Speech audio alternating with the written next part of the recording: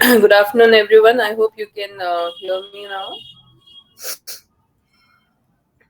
So we are starting, and I already have a question that how to make the beginning. I'm not sure what you mean by that.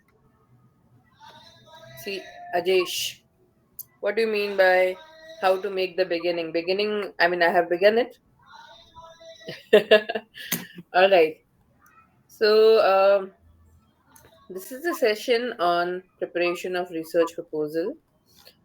Before I start, I wanted to understand from you all that at what level are you in terms of your research? At what stage are you? Each one of you, please put a message in the chat box telling me whether you have completed the concept paper, whether you have completed the literature review. At what stage are you?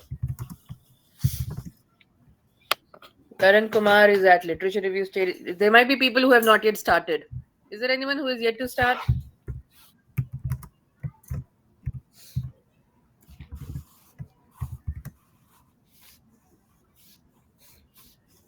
People, I'm not in the best of my health today, so I will keep my camera off, but I'll keep talking. Okay. Other than when I need a break to have some water because I have got a very sore throat. All right. So Karan is at the LR stage. Ajesh has not started, and Sanjay Kulkarni is due to submit LR and start research proposal. Neeraj has completed concept paper. How about others? There are 10 people here, right?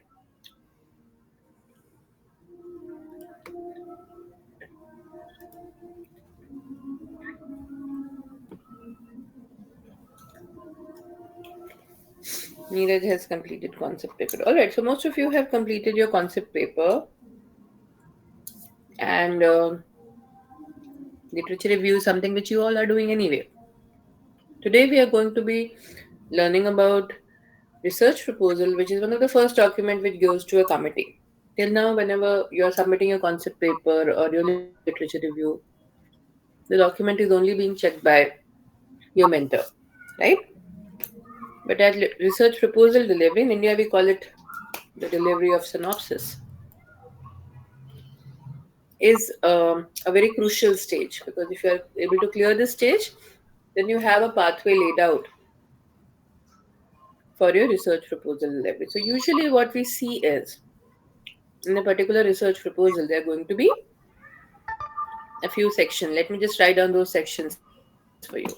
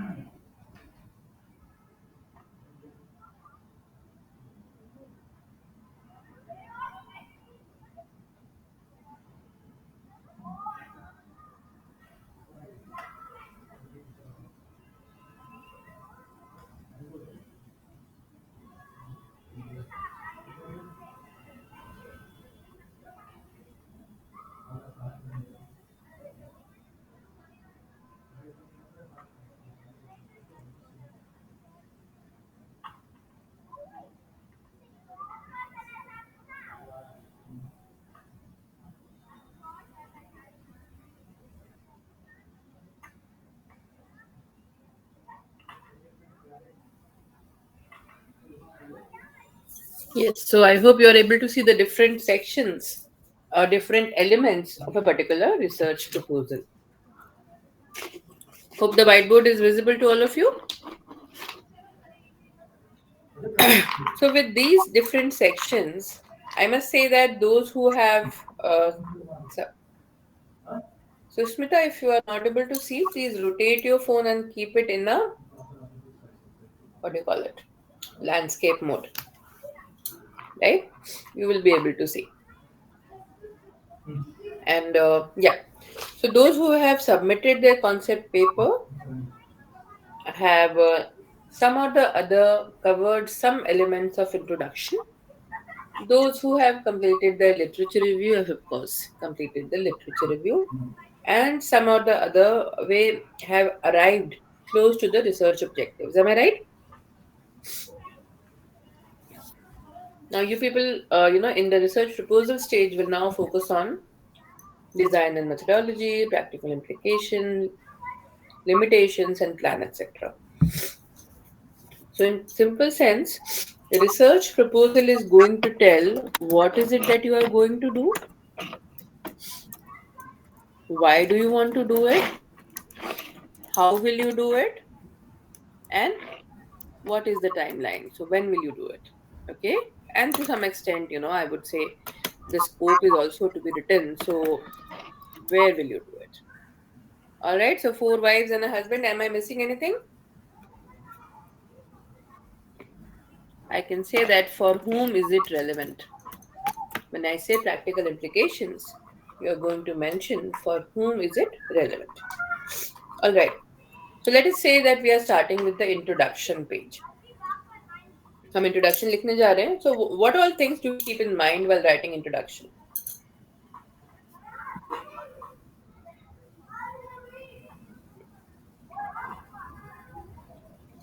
We try to go ahead and introduce the topic to the readers, isn't it?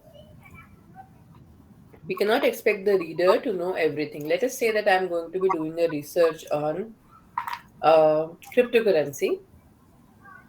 So I will first introduce what cryptocurrency is, and then I would tell about the relevance, the history and evolution of it, the different aspects of it, and then finally I'll arrive at the research question. Am I right?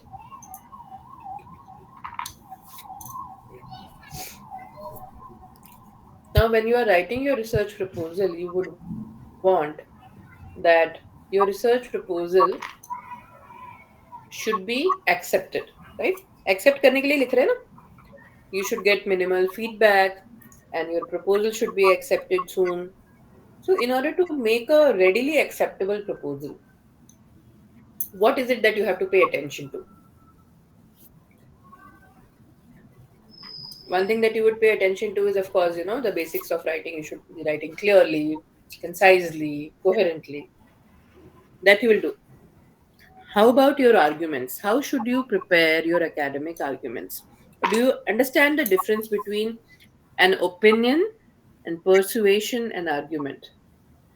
Because when we are doing research, we are actually studying critical writing.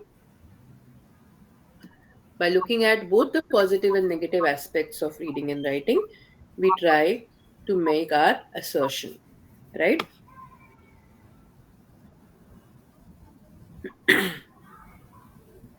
So let us try it first, because we have to write something nice.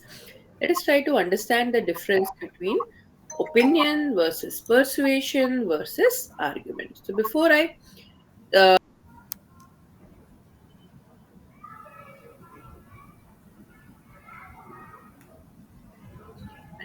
that fine?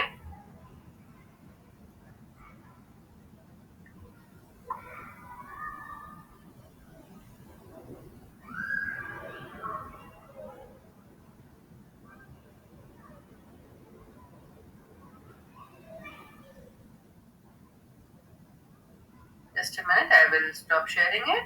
And